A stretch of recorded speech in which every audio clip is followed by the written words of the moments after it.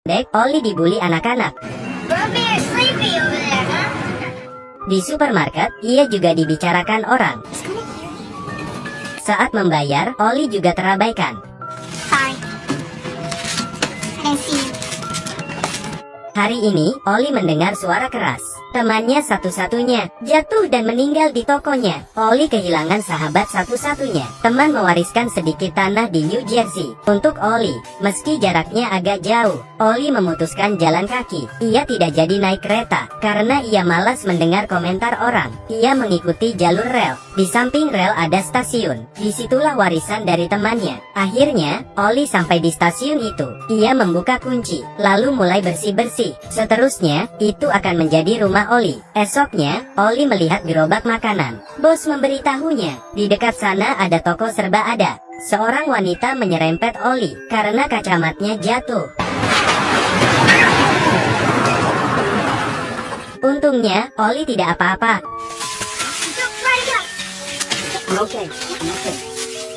Oli menolak bantuan wanita itu dan melanjutkan perjalanan. Di toko, bos memotret Oli karena ia kerdil.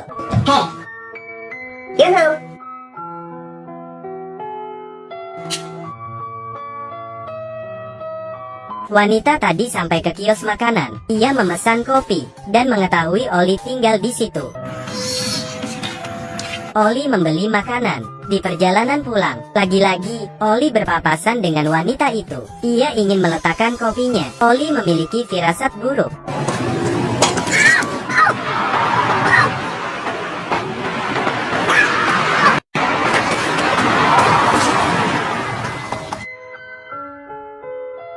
Oh my god, I can't believe this.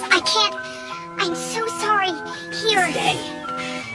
Wanita itu tak henti menjelaskan. Oli mengabaikannya. Ia menawarkan tumpangan ke stasiun. Tapi, Oli menolaknya lagi. Melihat ada tetangga baru di sana, Yo dengan ramah mengundangnya minum kopi. Tapi, Oli menolak. Yo mengajaknya olahraga. Tapi, Oli menolaknya lagi. Mungkin Oli terbiasa sendirian. Ia tidak suka mencari teman.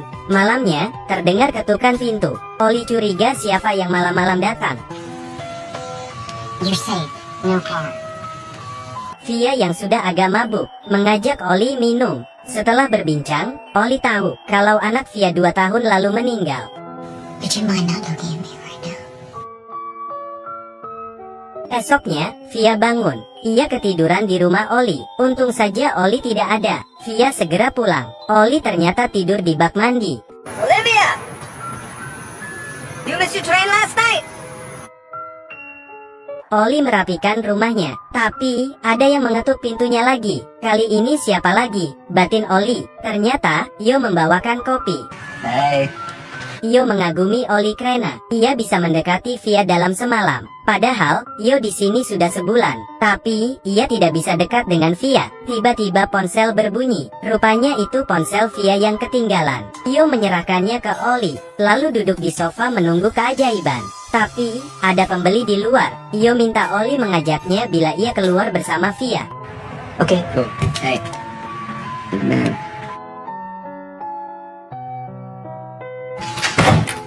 Oli tiba di rumah Via dan meletakkan ponselnya di kursi. Ia langsung berbalik pergi, lalu pergi ke perpustakaan. Karena Oli kerdil, petugas sampai terkejut. Oh, I'm so sorry. Oli butuh kartu kalau mau pinjam buku. Tapi, petugasnya bingung karena masih baru. You can put it on mine. Via menawarkan bantuan, tapi Oli menolak niat baiknya. Fine. Sesampainya di rumah, buku yang ia mau pinjam tadi sudah di depan rumah. Olivia left it. My hero dog. Yu kini makin yakin kalau Oli pandai merayu wanita. Saat menganggur, Oli menjahit atau baca buku di luar. Yu membangunkannya setiap pagi, lalu berpamitan kalau mau pulang kerja. Ben, I'm taking off. Mañana, baby. Oli merasa Yo terlalu niat. Hari ini, Yo menemui Oli dan mengajaknya melakukan hal paling membosankan di dunia. Watching trains. Kereta itu cuma punya 3 gerbong. Benar, membosankan sekali. Yo membuntuti Oli di belakang sambil terus bertanya, "Apa kamu lapar? Haus tidak?" Tapi, Oli hanya menjawabnya dengan 2 patah kata. Don't really say much, do you? It's not. Di jalan, mereka melihat Via. Yo mengajaknya makan siang bersama. Yang lebih anehnya, ternyata ada klub pecinta nonton kereta lewat. Sebulan sekali mereka berkumpul untuk memamerkan hasil rekaman kereta mereka. Oli tidak punya handycam, jadi ia cuma bisa menonton. Ayah Yo yang sakit tiba-tiba menelepon. Obatnya habis. Yo akhirnya segera lari pulang ke rumah dengan panik. Oli dan Via makan dengan canggung. We don't have to talk, we can just eat. I'm cool with that. Okay. Hari ini Oli jalan sendirian di rel. Ada bocah yang mengikutinya dari belakang. Saat Oli menyapanya, Hi. bocah itu langsung kabur. Yo menemani Oli jalan-jalan di waktu luangnya. Mereka duduk melihat kereta dari pagi sampai siang. Jalan ke perpustakaan. Sekalian menyapa penjaga perpus. Karena merasa bersalah pada Oli, Via memberinya handycam. Oli dan Yo lewat di gerbong kereta rongsok dan melihat handycam dari Via. Oli diam saja, lalu mengajak Yo mengejar kereta. Oli merekam dengan antusias. Ini adalah film kereta pertamanya. Oli mengajak Yo duduk dan membaca buku. Tapi, Oli tidak kuat untuk tetap diam. You said you weren't gonna talk to me if I sat here, Joe. I haven't said anything in like 20 minutes. 9. You timed me? Mm-hmm. Via akhirnya juga ikut jalan-jalan di rel. Mereka bertiga jalan tanpa tujuan. Via sering khawatir kalau tiba-tiba kereta lewat. Mereka mengakhiri perjalanan dan kembali ke stasiun Oli. Yo mengajak bermain tetangganya sambil menjaga kiosnya. Melihat anak-anak bermain, Via teringat putranya yang meninggal. Sambil tertawa, ia berpamitan pada Oli. Tapi, Oli tahu Via ingat anaknya. Oli dan Yo menyusul Via untuk menghiburnya. Ternyata, rumah itu dari mantan suami Via. Via tinggal di sana untuk melupakan dukanya. Via bertanya kenapa Oli pergi ke tempat terpencil ini. Oli bilang, I wanted to live near Joe. pertama kalinya aku mendengar Oli bercanda. Mereka bertiga duduk di kursi dan melihat rekaman kereta yang membosankan. Setelah minum-minum, ketiganya mabuk kepayang. Via mempersilakan Oli tidur di kamar. Ia bahkan menyiapkan air untuk Oli. Sam, huh?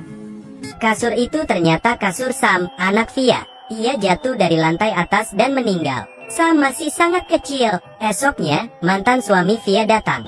Melihat ada kurcaci di rumah Via, suaminya bingung. Who are you? Yang lebih mengagetkan lagi, ternyata ada pria asing di rumah Via. Hey, you're Olivia's ex. I just saw your picture in the kitchen. Yes. Can you guys leave us alone? Entah apa yang dikatakan mantan suami Via. Sejak itu, Via tidak pernah mencari mereka lagi. Bahkan tidak menyapanya meski lewat di depan mereka. Hari ini Oli pinjam buku. Petugas perpus mulai menggodanya. You have a nice chin. Nice chin? Yeah. Seriously? Yeah. Fucking weird. Yo mengundang Oli ke bar, tapi Yo tidak muncul. Oli malah bertemu petugas perpus. Just getting a jump on a happy hour? Tanpa basa-basi, wanita itu bilang kalau dia hamil. Ia cuma menceritakan hal ini pada Oli, bahkan memintanya merahasiakannya dari pacarnya. Oli tidak tahu harus bilang apa. Ia cuma duduk menemani. Di luar bar, petugas perpus bertemu pacarnya. Pacarnya mendorongnya, hingga wanita itu jatuh. Oli berusaha menghalangi pacar petugas perpus. Tapi, karena pendek, Oli malah didorong. Oh my god, stop it! Stop it, then go! Go! Just go! Oli pergi dengan sedih. Oli merasa hidupnya tak berguna. Ia merasa Tuhan tidak adil. Oli merasa marah dan rendah diri. Esoknya, Oli sibuk mencopot dekorasi di gerbong kereta bekas. Yo membawakannya kopi, lalu minta maaf soal kemarin malam, karena kemarin ayahnya sakit lagi. Tapi, Oli yang sedang kesal mengabaikannya. You word from Olivia? No. Want to do something tonight? No. What the fuck, man? I said I was sorry. What more do you want from me? I want to be left alone, Joe. Okay? That's what I want. Fine. Sejak saat itu, Yo tidak pernah muncul lagi. Oli kembali sendirian. Ia pergi ke rumah Via dan melihat dari jauh. Oli yang suka sendirian sekarang jadi lebih aktif. Akhirnya, ia melihat Via. Via sedang telepon dengan mantan suaminya. How could you do this? Just go to hell. Ollie berusaha menghibur, tapi Via malah memaki dan mengusirnya. Please, Olivia. Look, I'm not your fucking girlfriend or your mother, alright? I know that. Are you alright? You're not a child. Get off the fucking porch and leave me alone. Malamnya, Ollie minum di bar. Semua mata tertuju padanya. Semua memperhatikan Ollie si cebol. Ollie terus minum. Tiba-tiba, ia memecahkan gelas dan berdiri di meja. Here I am! Take a look. Take a look! Ini adalah alasan kenapa ia suka sendirian. Di jalan pulang, Ollie terpeleset. Melihat kereta yang akan menabraknya, Ollie mendongak dan tertawa senang. Akhirnya, ia merasa lega akan mati. Tapi, esoknya Ollie bangun. Yang rusak cuma jam tangannya, tapi ia tak tergores sedikit pun. Ollie teringat Via, lalu pergi ke rumahnya. Via sudah terkapar di lantai. Via overdosis obat. Via memeluknya sambil menangis. Via punya 1 anak lagi, dan suaminya memintanya rujuk. Tapi, meski punya 10 anak, Via tidak bisa move on dari dukanya.